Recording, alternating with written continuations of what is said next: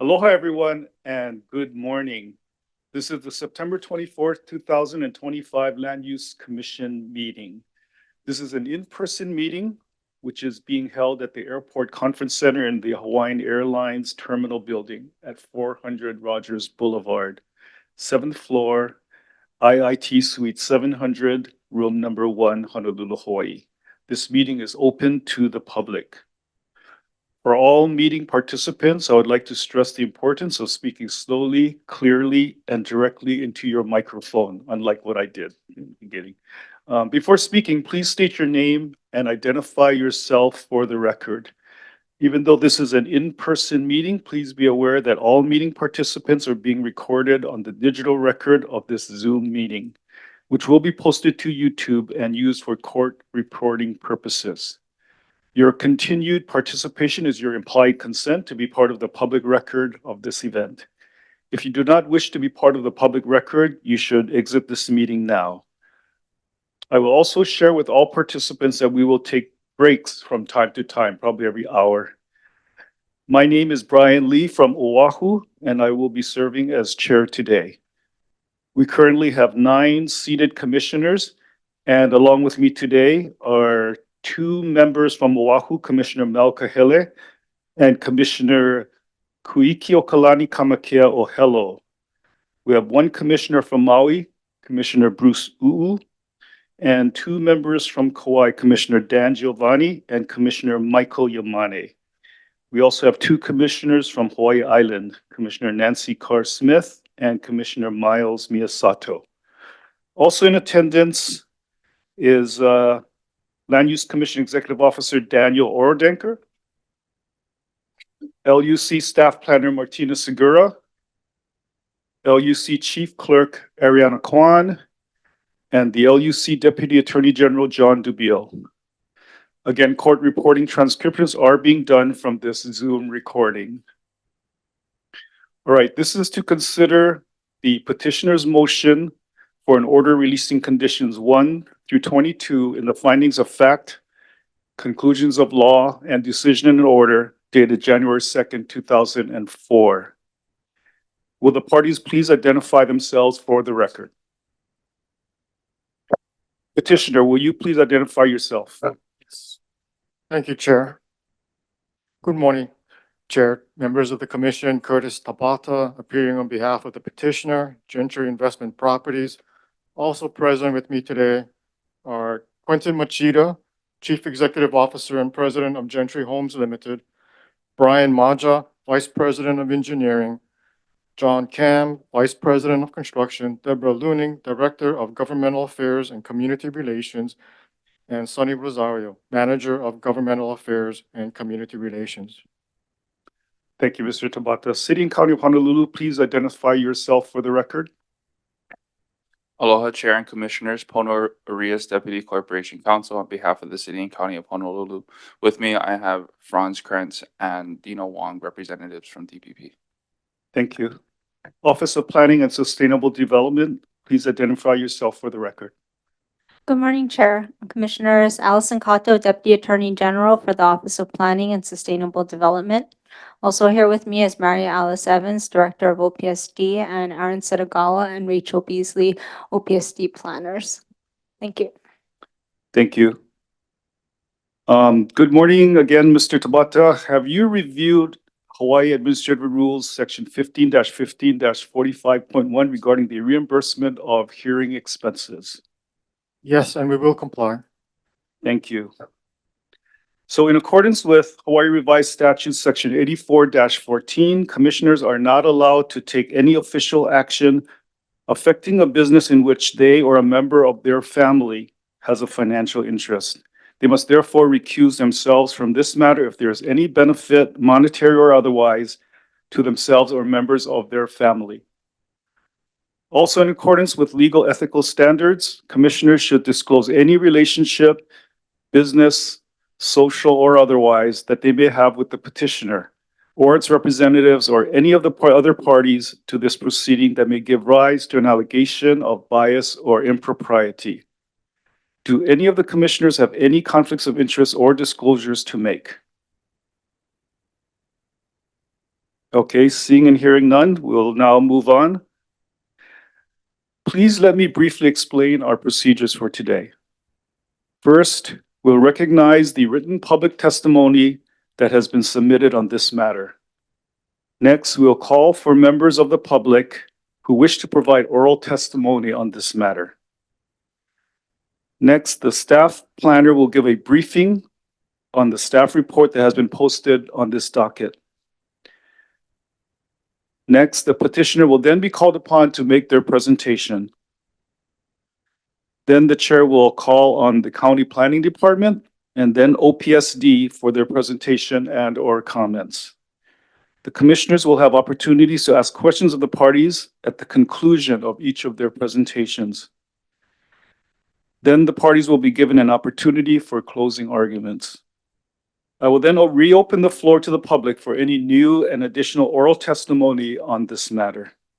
And finally, the commission will deliberate on the matter based on the testimony and evidence presented. Now, we'd like to once again remind all participants to speak slowly, clearly, and directly into their microphones. And before speaking, please state your name and identify yourself for the record.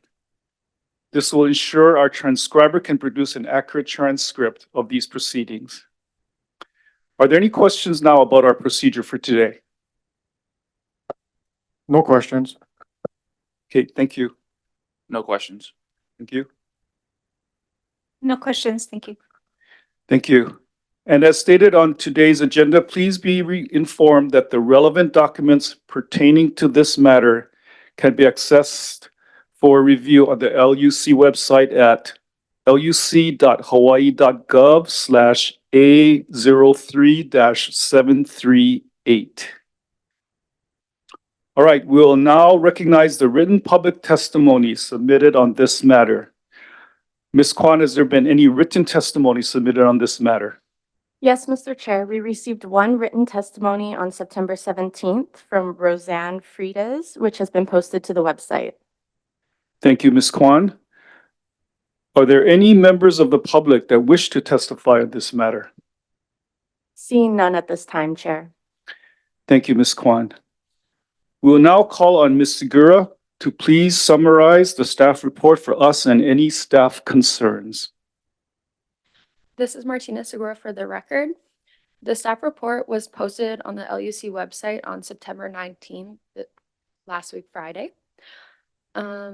Specific staff concerns and recommendations. It's of staff's belief that the petitioner has not provided adequate and substantial or supportive evidence for conditions 4, 5, 8, and 10. The specific reasoning can be found on page 18 of the staff report. This goes to specificalities pointed out in the conditions. So if you have any questions, I can take them now. Okay, any questions, commissioners? Okay, hearing and seeing none, petitioner, will you now please provide your presentation? Thank you, Chair. Just a brief background on Gentry. Gentry Homes has been building homes in Hawaii since 1968. In 1979, Gentry started building Waipio Gentry on 510 acres in central Oʻahu.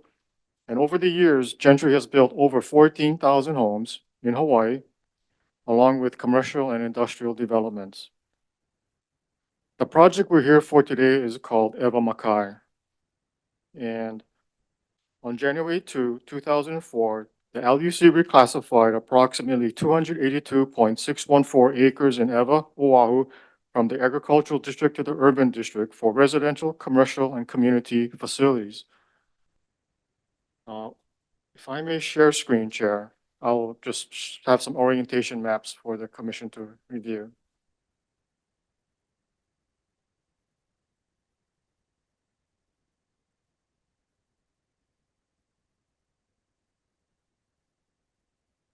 The location map of Oʻahu is our Exhibit 37, and it shows the project location in Ewa. Nearby communities are Barbers Point, Ewa Beach, and Waipahu.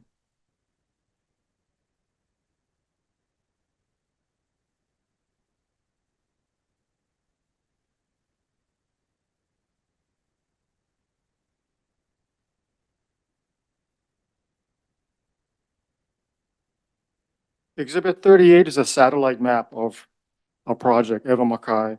Now, Ewa Makai, I should explain, Ewa Makai is, like I said, 282 acres and 1,634 homes, all of which have been built and sold. Full built out of Ewa Makai occurred in 2020. Now, Ewa Makai is a part of a larger project called Ewa by Gentry. And Ewa by Gentry is 1,283 acres, consisting of approximately 8,500 homes, which should be built and sold out by the end of this year. That's the expectation. Going back to exhibit number 38, which is a satellite photo of the project area and the surrounding communities, we have to the south of Ewa by Gentry, we have Haseko's Ocean Point project. To the north, which is up, you have the other parts of Ewa by Gentry, of which Ewa Makai is a part of. To the west, which is to the left, you have Coral Creek Golf Course. And to the right, which is the east, you have the Hawaii Prince Golf Course. And on the far right, you have the Iroquois Point, the entrance to Pearl Harbor. And to the far left, you have, I believe that's the beginning of Kapolei. And that's the area we're talking about today.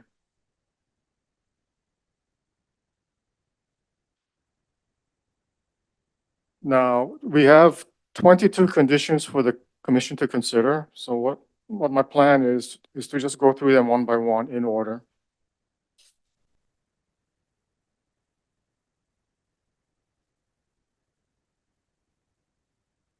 And so I don't need to read every condition in its entirety to you. I'm going to put it on screen if that's okay, Chair, and everybody can read it for themselves.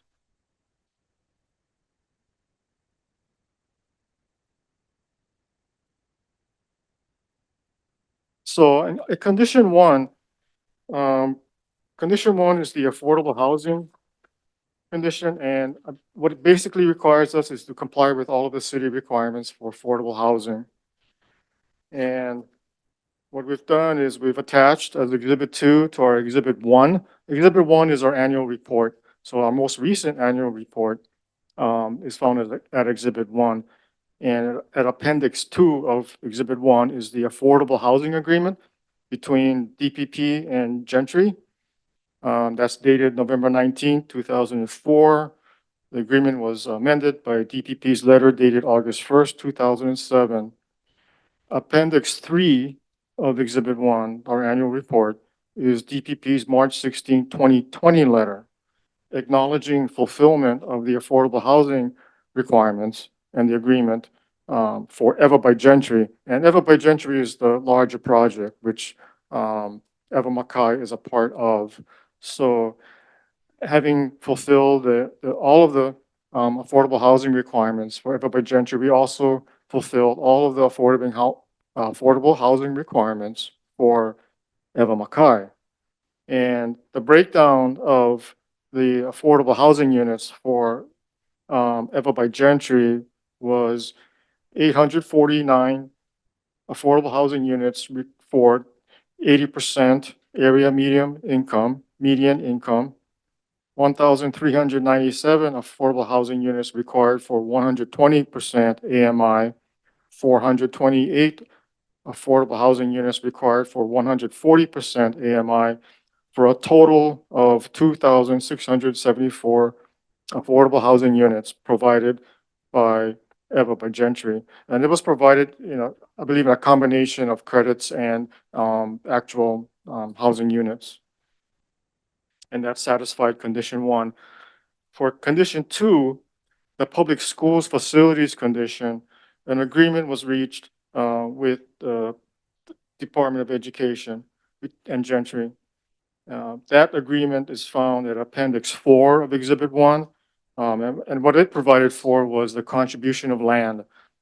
Gentry was to provide 18 acres of land to the DOE, State of Hawaii, for the construction of a new middle school. At Appendix 5 of Exhibit 1, we have the right of entry agreement, which was dated in 2009. And what that did was it allowed the DOE to enter the land prior to the actual conveyance so they could start construction of the middle school. And at Appendix 6 of Exhibit 1, we have the warranty deed that was dated in 2010, which actually conveyed the 18 acres so that the DOE could have their new middle school. And today it's called Eva Makai Middle School, and that took care of condition 2. Condition 3 is wastewater facilities. Thank you so much. Thank you. Exhibit 3 is the wastewater facilities. And what we have is Exhibit 3 is the Department of Environmental Services acceptance of the Eva by Gentry 2 wastewater pump station, which is dated March 23, 2011. And we've provided Exhibit 4, which is Gentry's payment for upgrades to Eva Gentry 1 pump station. And these documents, these exhibits, they show the satisfaction of condition 3. Condition 4 is transportation. Scroll. And for the transportation condition, we're required to participate and fulfill all impact fee requirements. So what there was in place or is in place is the Eva Highway Impact Fee requirement or program. And Gentry paid a total as of December 31st, 2023. Gentry paid a total of $3,275,479.73 for Eva Highway Impact Fees. And Gentry also received Eva Highway Impact Fee credits in the amount of $1,641,384. Now, these impact fees were calculated for each building permit. This is my understanding, that I'm sure DPP can correct me if I'm wrong on this, but they're calculated at the times you apply for a building permit, and full payment is required before you are issued the building permit. So given that program and its requirements in place, the petitioner, Gentry, having fully built out Eva by Gentry, has paid all of its impact fees that were required. As backup for our asserted numbers, we have Exhibit 5, which is Eva Regional Transportation Projects Matrix, which shows that Gentry was a builder of a portion of Kapolei Parkway. The credits we received was from building a portion of Kapolei Parkway. Yeah, that's where the credits came from. Exhibit 34 is Gentry's list of Eva Highway Impact Fee credits that was earned as of July 12, 2012. That was provided as a snapshot in time. And it basically to show that, you know, these credits were accounted for, it was part of our program, and they were accumulated. And Exhibit 36 shows the total Eva Highway Impact Fees paid for Eva by Gentry. Now, to discuss traffic mitigation that was required under Condition 4, we would like to call as a witness Brian Maja. Chair, if that's okay. Yes, may I swear you in, Mr. Maja? Okay, please state your name and zip code for the record and proceed with your testimony after I swear you in. Mr. Maja, do you swear or affirm that the testimony you're about to give is the truth? Yes. You will have 2 minutes unless there are questions. Please proceed. Yes. Thank you. Thank you, Chair.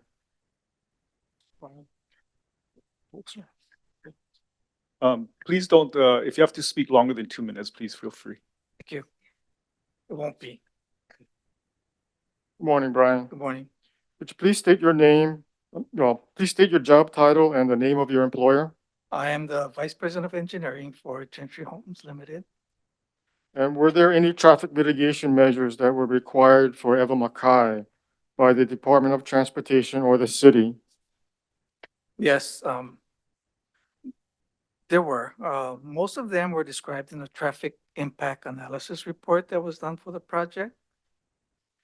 And could you describe for us what kind of mitigation measures were there?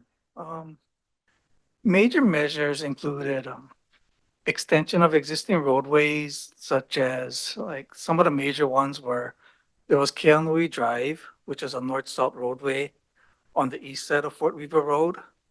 We extended Keanui Drive to turn towards the west, crossing Fort Weaver Road, and then continued on to connect to Kapolei Parkway, which is a north-south corridor. So we provided a better traffic circulation there. Other improvements that we did was Geiger Road. We improved Geiger Road from Kapolei Parkway towards the west to the entry to Kalailoa. We also constructed Kamakana Street from Geiger Road going towards the south, and we provided connectivity to Haseko's Ocean Point project. We also installed traffic signals at certain intersections. We also constructed 2 roundabouts on Kamakana Street.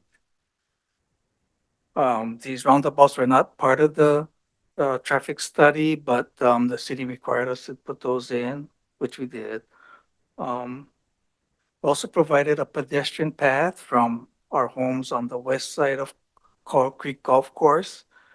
That path connected, provided a path from those homes to Kapolei Parkway near the Eva Makai Middle School. Thank you. And were those mitigation measures approved? Yes. Thank you, Brian. Brian, if you could wait for a second, there may be questions from the other parties or the commissioners. Thank you. Thank you, Chair. Thank you, Mr. Tabata. City and County of Honolulu, are there any questions for this witness? One question. If you recall, were you working with the traffic review branch of the Department of Planning and Permitting? Yes. Thank you. No further questions. Thank you. OPSD, are there any questions for this witness? Allison Cato, no questions. Thank you. Thank you. Commissioners, are there any questions for this witness? Okay, seeing none. Mr. Maja, thank you for your testimony. Chair, we would also like to call Deborah Looning as our next witness in order to talk about the community engagement for condition 4. Okay, thank you, Mr. Tabata. Mrs. Looning, please state your name and zip code for the record. My name is Deborah Looning, zip code 96813. Okay, let me swear you in. Do you swear or affirm that the testimony you're about to give is the truth? Yes, I Okay, please proceed. Thank you, Chair. Good morning, Debbie. Good morning. Please state your job title and name of your employer. My title is Director of Governmental Affairs and Community Relations. My employer is Gentry Homes. Did Gentry provide presentations to the Eva community to provide transportation-related updates? Yes, we did.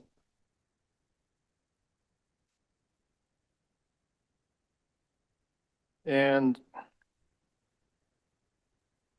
could you describe those presentations?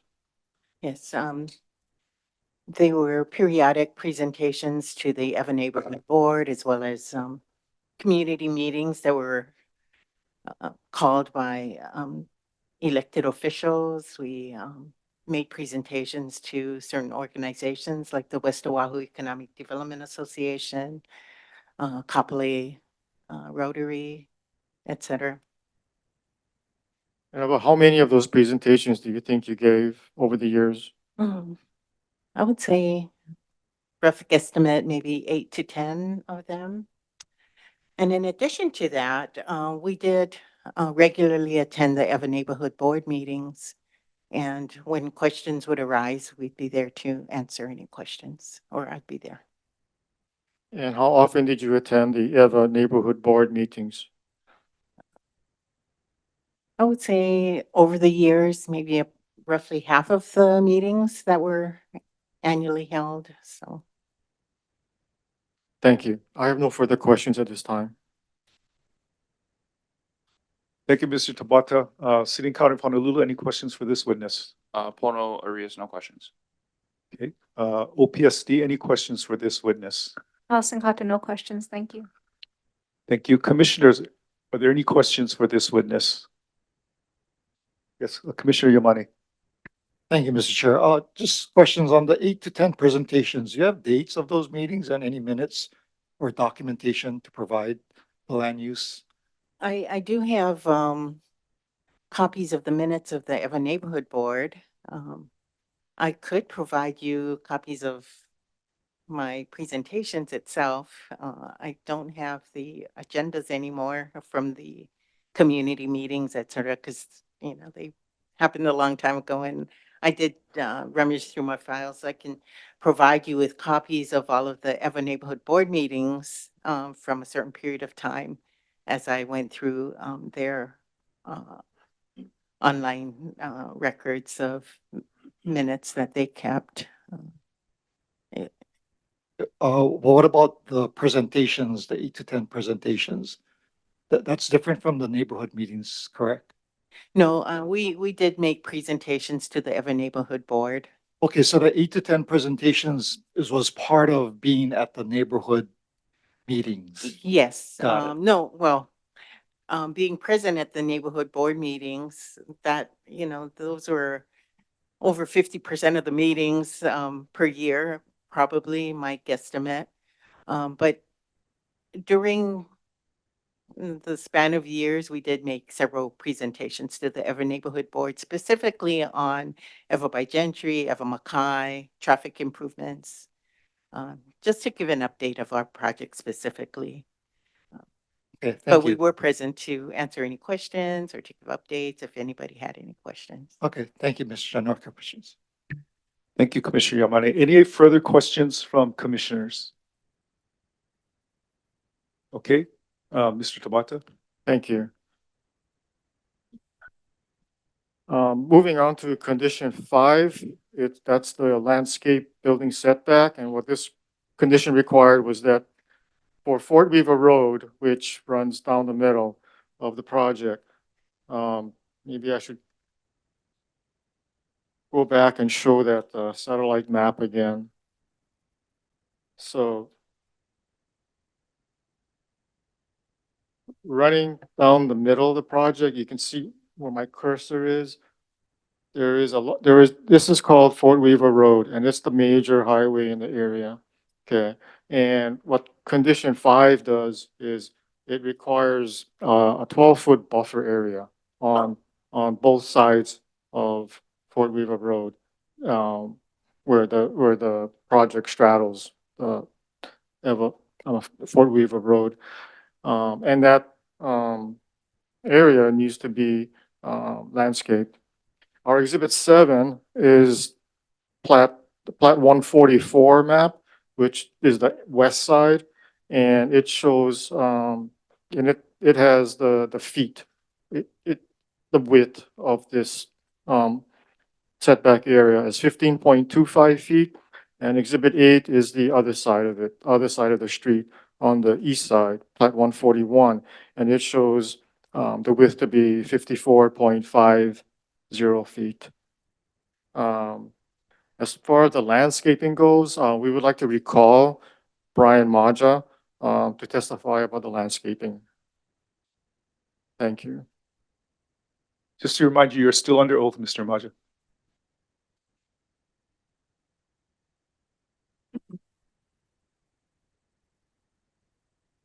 Brian, are you familiar with the landscape building setback for the Fort Weaver Road frontage areas? Yes, I am. Are they landscaped? Yes. Could you please describe the landscaping for the commission? The landscaping primarily consists of grass and, other types of ground cover. There's some shrubs of various types, and trees, numerous, palm trees. I think there was a Hong Kong orchid tree, maybe a plumeria tree or so. So Is the entire setback area landscape or just a portion? the entire area is landscaped. I have photos that might help, if anybody wants. Maybe during the break, we can have them circulated, or if the commission wants.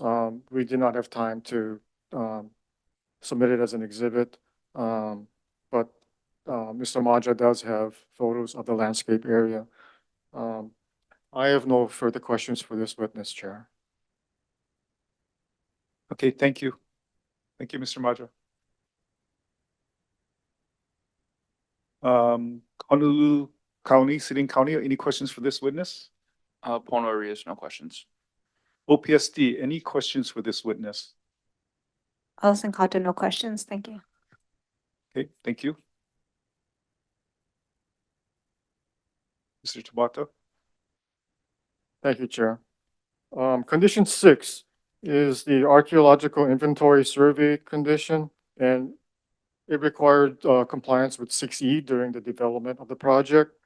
And the petitioner did not encounter any archaeological resources in the project area during development of the project, so nothing was found.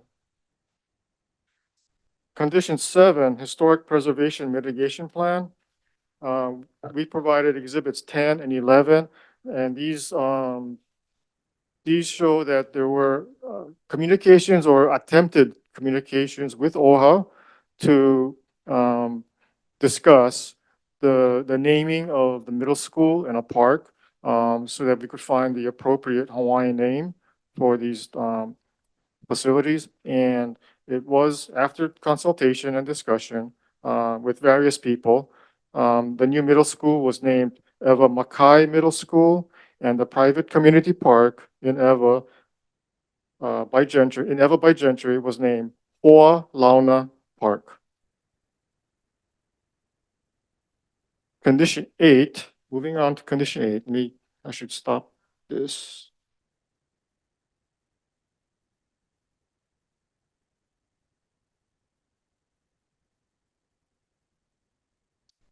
Condition 8 is the solid waste management plan. And what condition 8 required of the petitioner was to develop a solid waste management plan in conformance with HRS Chapter 342G and have it approved by the city. Unfortunately, it was not possible for the petitioner to comply with this or to do exactly what this condition was saying. First of all, Chapter 342G only applies to the counties. It does not apply to the developers. So it was legally impossible for us to do or to follow or comply with or to fulfill the actual language of HRS Chapter 342G. And secondly, even if Gentry had wrote up documents and called it an integrated solid waste management plan pursuant to 342G, my guess is the county DPP would not have reviewed it or approved it because there is no statutory authority granted to DPP to do that. However, Gentry implemented responsible solid waste management practices anyway. I mean, that's just natural. And what they did was they implemented recycling and reusing of solid waste materials and utilized PVT landfill. Now, I guess I think I'm getting a little ahead of myself, but what DPP did when they filed their position statement, they included Exhibit B, And what it is the 2019 city integrated solid waste management plan. And it's a comprehensive document, and you can see it in your filings. It's a couple inches thick. And it provides the standards by which solid waste needs to be managed on this island. And a part of it addresses construction and demolition debris. And that's the kind of solid waste new development will generate. And to talk about that, we would like to call as our next witness John Cam to testify about Gentry's management of solid waste. Okay, thank you, Mr. Tabata. Mr. Cam, can I please swear you in? Yes, All right. Do you swear or affirm that the testimony you're about to give is the truth? yes, I do. Okay, please state your name and zip code for the record and proceed with your testimony. My name is John Cam. My zip code number is 96707. John, could you please state your job title and name of your employer? My job title is Vice President of Construction for Gentry Homes. Did Eva Mackay generate any solid waste during development? Yes, we do generate solid waste in the form of leftover materials during construction. And what about demolition debris? No, because most of our sites, all of our sites actually are green sites. So there's no existing structures, so no demolition is required. Did Gentry recycle or reuse any of its construction debris? The only thing that we do recycle right now is our concrete, which is excess material from our pours that is then taken to a recycling plant for reuse as aggregate products. Thank you. And if there was any construction debris that needed to be disposed of, where was it disposed? It's transported to the PVT landfill by our vendors. Thank you. I should point out that the city's ISWMP requires that all disposal of C&D, construction and demolition debris, be done at the PVT landfill, not the city's landfill. Thank you, John. I have no further questions at this time. Thank you, Mr. Tabata. City and County of Honolulu, any questions for this witness? Pono Arias, no questions. Thank you. OPSD, any questions for the witness? Allison Cato, no questions. Thank you. Okay, commissioners, any questions for this witness? Okay, thank you. Thank you, Chair. Okay, condition 9 is the air quality monitoring condition. And luckily, thankfully, as a part of OPSD's position statement, they provided their Exhibit A. And their Exhibit A is the email dated April 4th, 2025 from the Clean Air Branch of the State Department of Health. And it states that, quote, after reviewing the motion and our records for complaints or enforcement actions on the listed TMK numbers, we confirm that condition 9, air quality monitoring, has been satisfied. And we believe that shows fulfillment or satisfaction of condition 9.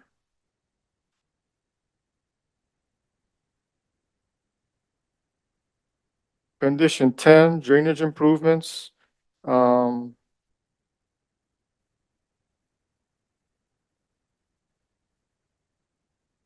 Exhibit 2 are the letters from DPP accepting the drainage master plans for Eva Mackay East and Eva Mackay West. Eva Mackay East and Eva Mackay West, there's a separation between the two, right? And what separates the two is I believe it's Fort Weaver Road. And Fort Weaver Road separates east from west. And for each side, a drainage master plan was done. We would like to recall Brian Maja to testify about the drainage improvements, Chair. Thank you.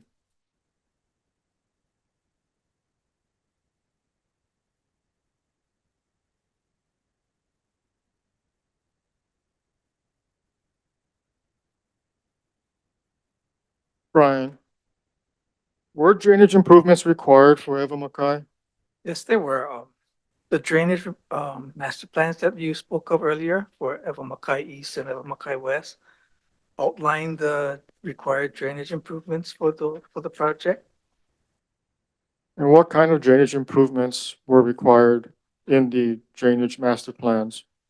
Besides the typical underground drainage collection system, the major feature of the drainage reports or drainage master plans were what we call drainage detention basins. They're basically large holes in the ground that we dig to collect and hold stormwater runoff. And were these basins constructed and approved? Yes, they were. Were there any applicable federal or state requirements regarding drainage? No federal requirements. We did have to get what we call an NPDES permit during construction of the basins, which we got from the State Department of Health. Thank you, Brian. I have no more questions at this time. Thank you. City and County of Honolulu, any questions for the witness? Pono Arias, no questions. OPSD, any questions for the witness? Allison Cotter, no questions. Thank you. Thank you, Mr. Tabata. Thank you, Mr. Maja.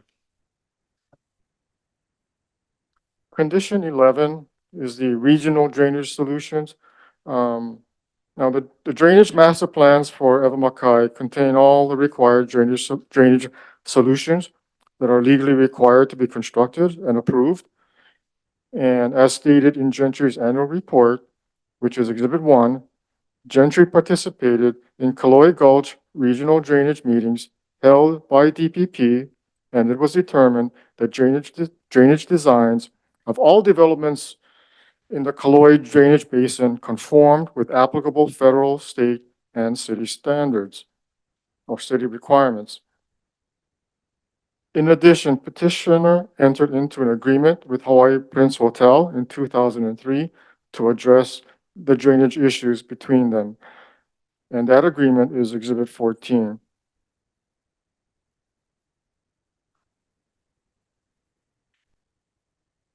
For condition 12,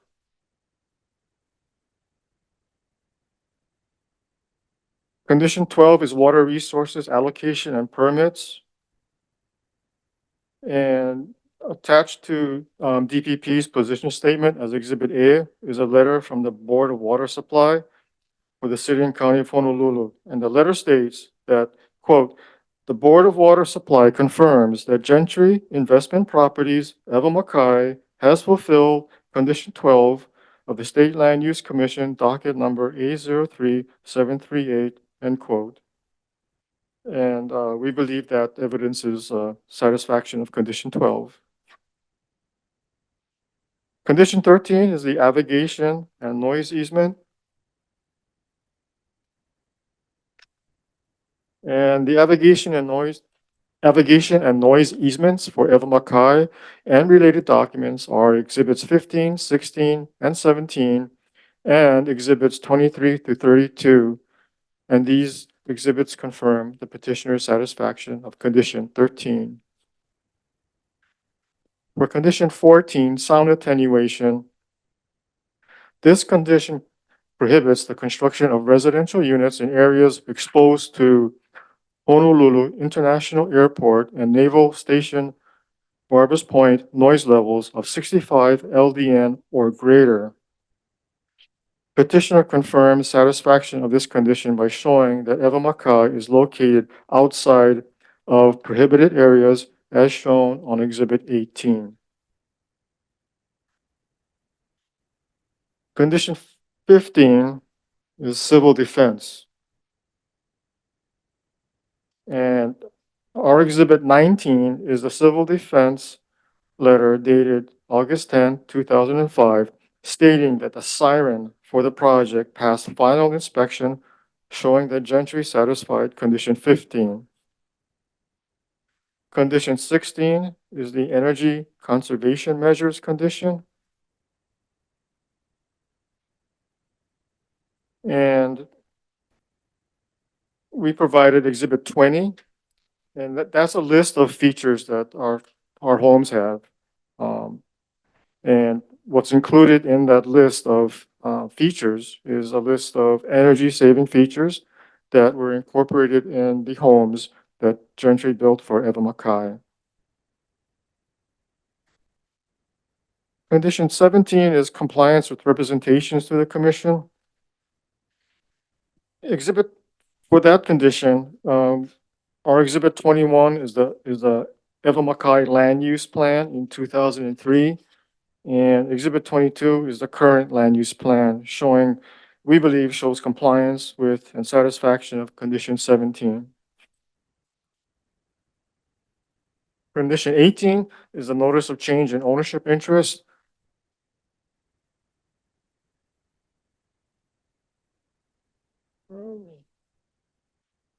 And there was no change in ownership of interest prior to development. So this condition is satisfied or was never made applicable.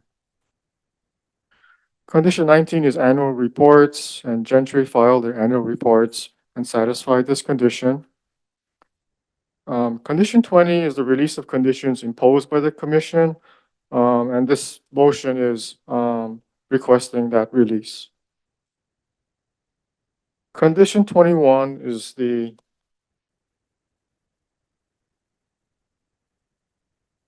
notice of imposition of condition. I believe it's the wrong title on the screen there. But it's, what it is the notice of imposition of conditions. So within 7 days of getting your reclassification done and getting your order, you have a short 7-day window to write to record a quick notice saying we have conditions, and they're going to run with the land. So you're putting the world on notice as soon as possible about these new conditions, and we did that. And that's that notice of imposition of conditions is attached as Appendix 9 to Exhibit 1.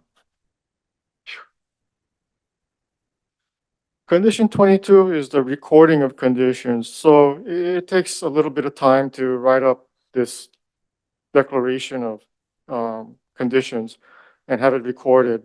So what it is it's a declaration saying, and it lists all the conditions, and it puts the world on notice, okay, that the land is encumbered by these conditions and they run with the land. So the declaration of land use conditions is included in Appendix 10 to Exhibit 1 and was recorded with the Bureau of Conveyances on February 11th, 2004.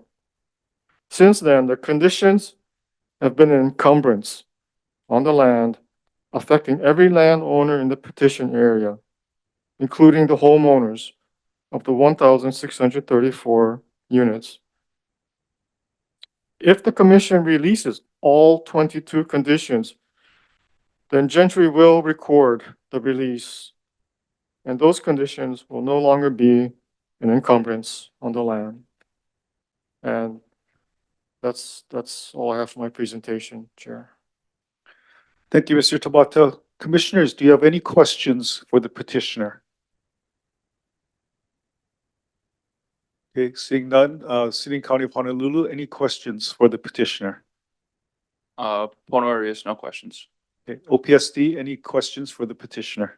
Alison Cotter, no questions. Okay. City and County of Honolulu, you can now present any comments. Thank you, Chair. As the commissioners are aware, DPP supports the release of the conditions. I think we just wanted to address, I think it would be most efficient if we just address conditions 4, 5, 8, and 10. As far as condition 4, petitioner is right. The impact fees are calculated by the building permits, and DPP did a review of those and confirmed that the numbers that petitioner provided were accurate. As far as the landscape setback, I believe the additional testimony provided today does provide some evidence for this commission to determine that there is a landscape setback in that area, in addition to the maps that were provided. As far as the solid waste management plan, This county did prepare a solid waste management plan as was provided to the commissioners.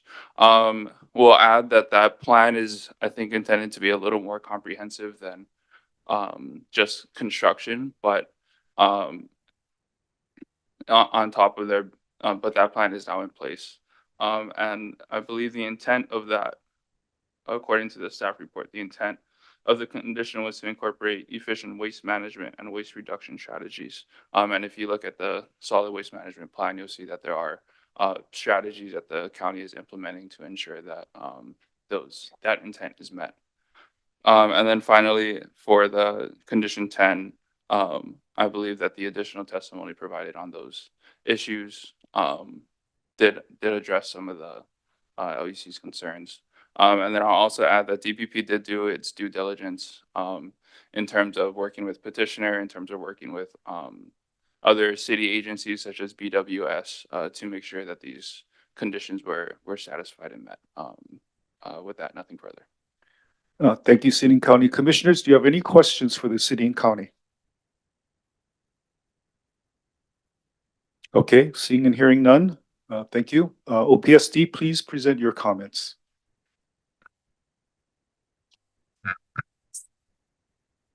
Alison Kato, Deputy Attorney General for OPSD. Consistent with our written response, OPSD supports approval of petitioner's motion to release all conditions in this docket. The development was completed several years ago. It provided 1,634 residential units as well as other necessary community facilities.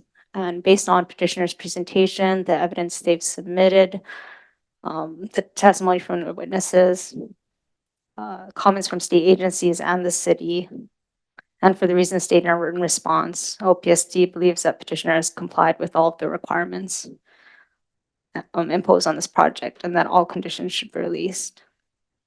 As to those conditions that impact state agencies, OPSD solicited comments from relevant state agencies, including the Department of Education, Department of Health, Department of Transportation, and HAIMA. DOT did request further documentation with respect to conditions 4 and 5, which prompted petitioner's third supplemental memo and the additional testimony. And after further discussion with DOT reviewed the additional submission and they agree that conditions 4 and 5 should be released. They did note that for condition 5, provided petitioner confirms that the setback is landscape, which they did in their presentation. OPSD just received email confirmation of this from DOT 30 minutes ago, which we will provide to the LUC. Additionally, DPP is the appropriate agency to determine whether those requirements have been completed, and they've confirmed that that those conditions have been satisfied. As such, OPSD does not believe any further evidence is needed to release those conditions. I won't be commenting on the other conditions as those have been gone through already in detail, unless you have any questions. Mary Alice Evans from OPSD also has a few comments.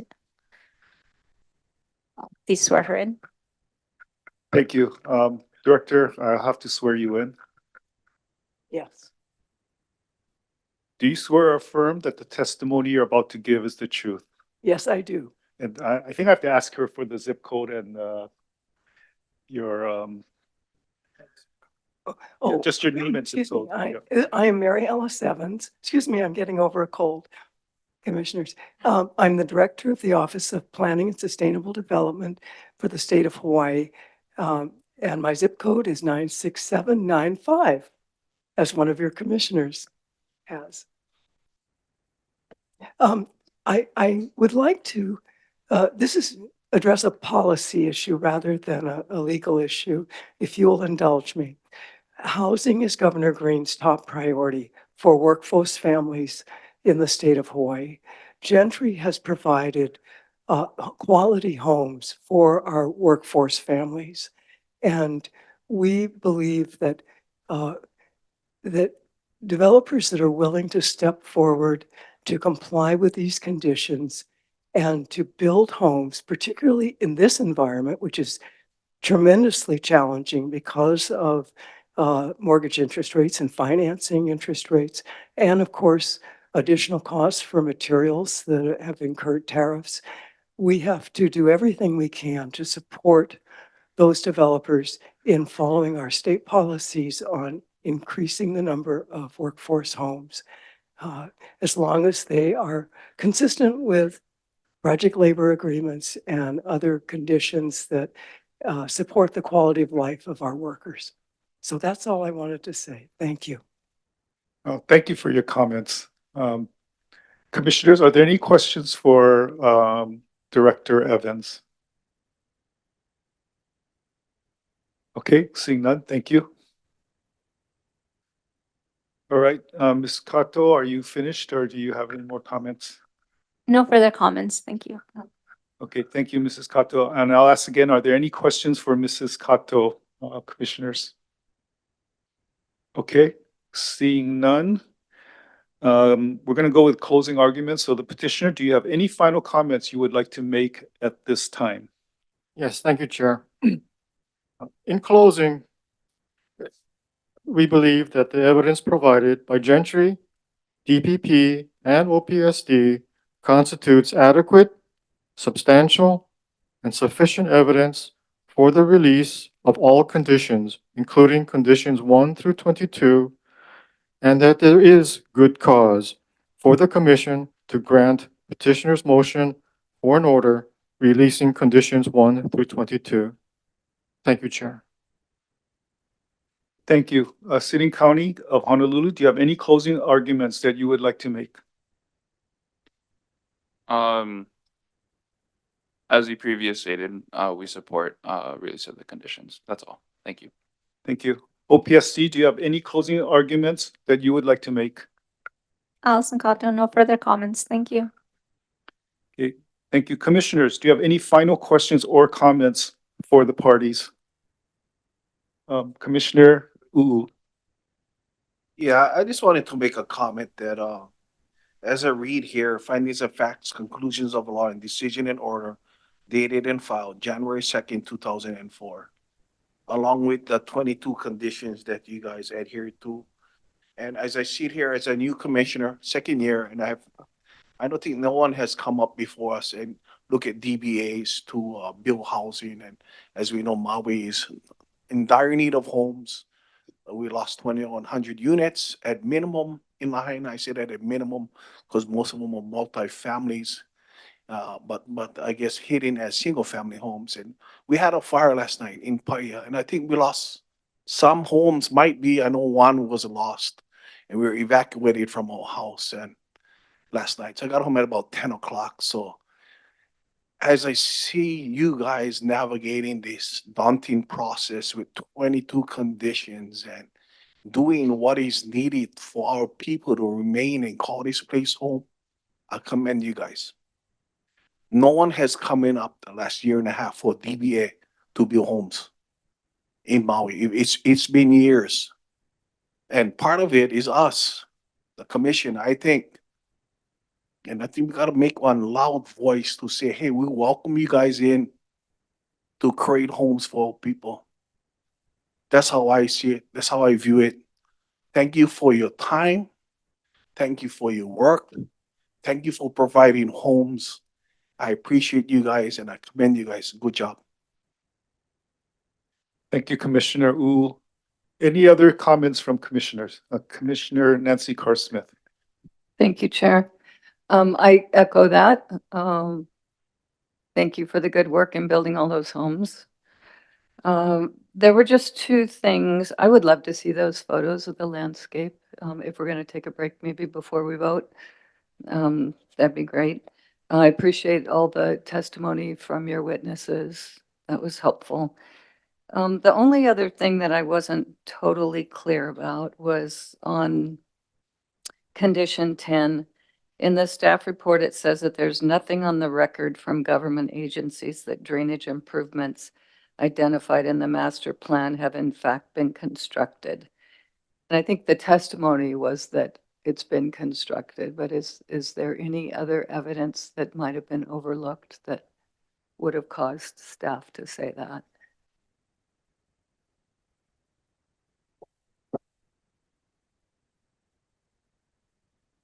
I believe that there were regional meetings. I'm not, that's it. I know this relates to condition 11. But there were meetings held, for the entire, basin, drainage, the Cloyd drainage basin. And and during this process, everything had to be considered, including federal, and state requirements. And the city has exclusive jurisdiction over these, approval of these construction of these drainage improvements of these basins. Okay, so they, they, uh, they require everything that needs to be required. That's why we rely on them for that, basically. And if there are any requirements, Brian testified to, there was an NPDES permit that was required by the state in connection with, the drainage issues. So, and they got it.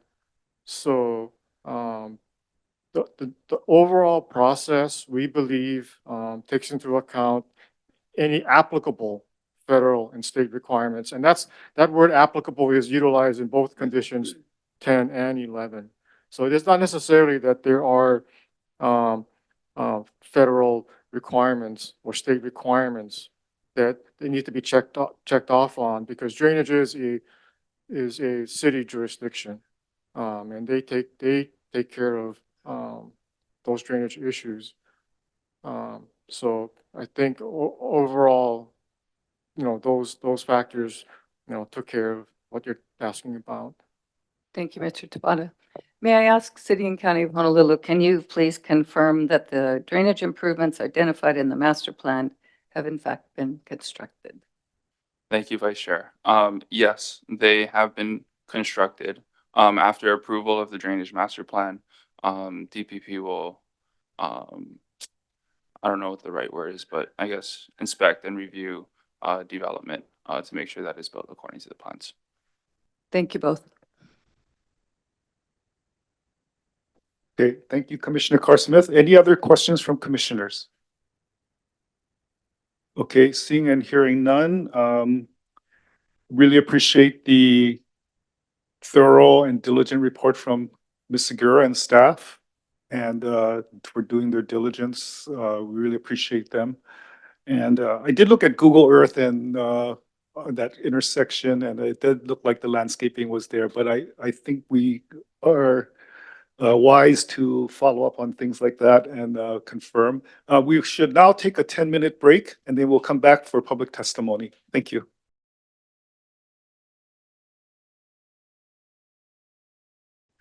Okay, thank you, everybody. We will now take our second round of public testimony. Once again, are there any members of the public who wish to provide new or additional testimony on this matter? If so, please let the chief clerk know. So, Ms. Kwan, are there any members of the public who wish to provide new testimony on this matter? Seeing none, Chair. Okay, thank you. The commission will now conduct formal deliberations whether to accept or reject the petitioner's motion to release conditions presented today. I would note for the parties and the public that during the commission's deliberations, we will not entertain additional input from the parties or the public unless those individuals or entities are specifically requested to do so by the chair. If called upon, we will ask that any comments be limited to the question at hand.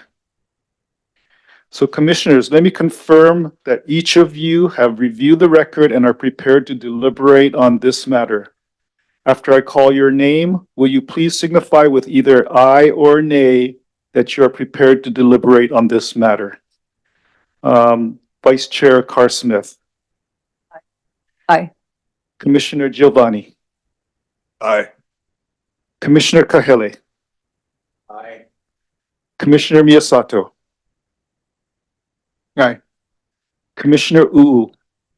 Aye. Commissioner Yamane. Aye. And Commissioner Kamakeo Hello. Aye. I am also prepared to deliberate on this matter. Okay, now, commissioners, the chair will entertain any motion that the LUC accepts or rejects the petitioner's motion to release conditions 1 through 22.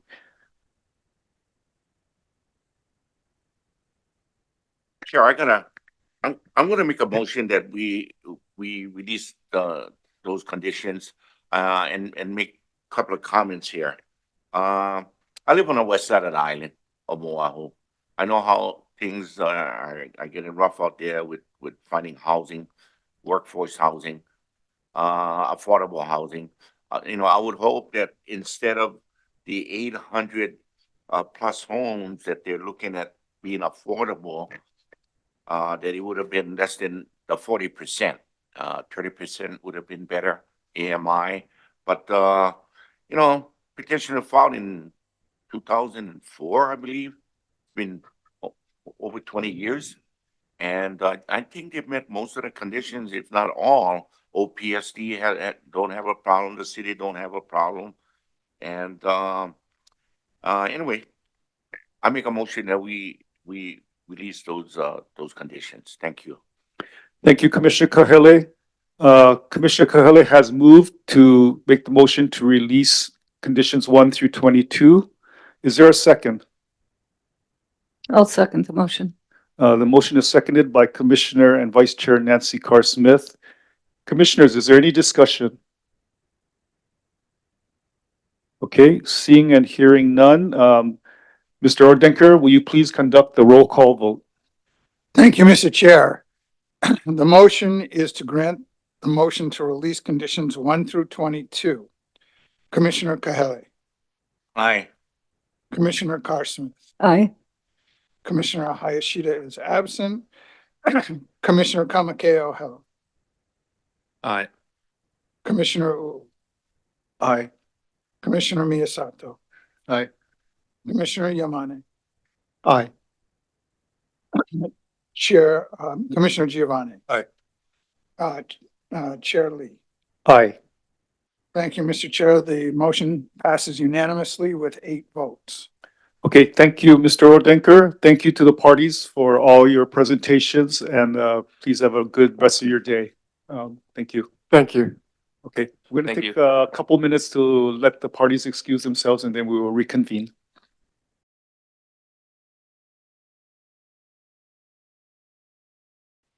We will reconvene our meeting. The next agenda is item number 3, the adoption of the June 4th, 2025 minutes.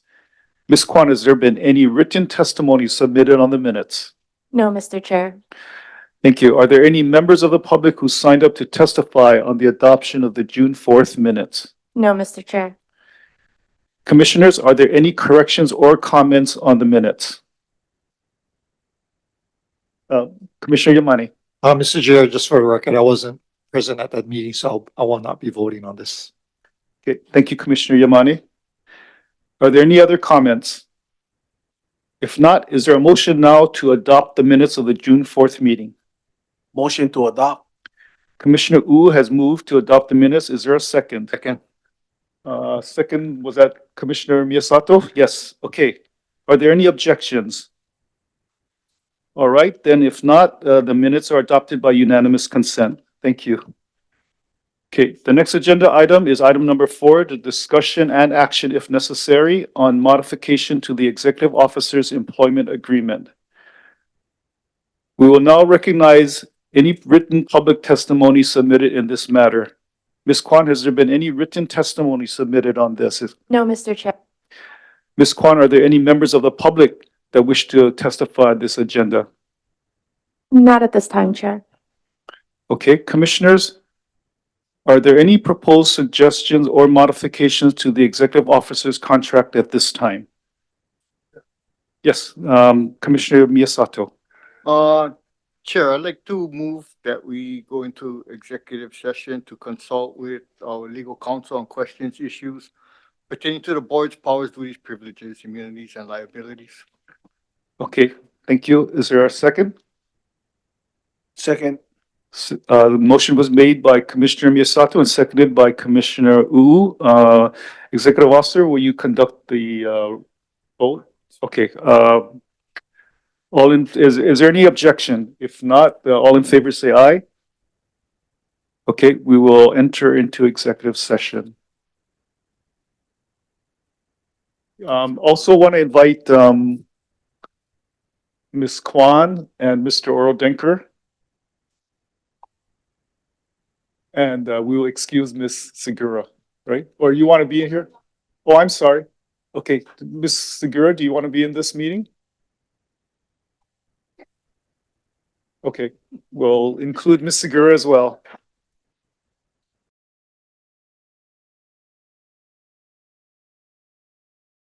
Thank you, Ms. Segura.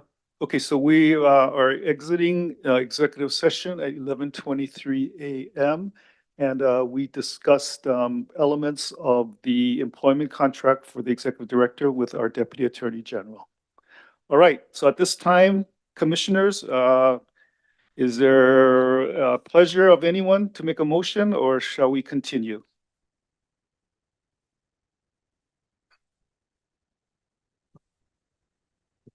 Okay, I don't hear anything. So we are now going to move to the next agenda item. Mr. Ordenker, will you review the tentative meeting schedule? Thank you, Mr. Chair. Tomorrow we will be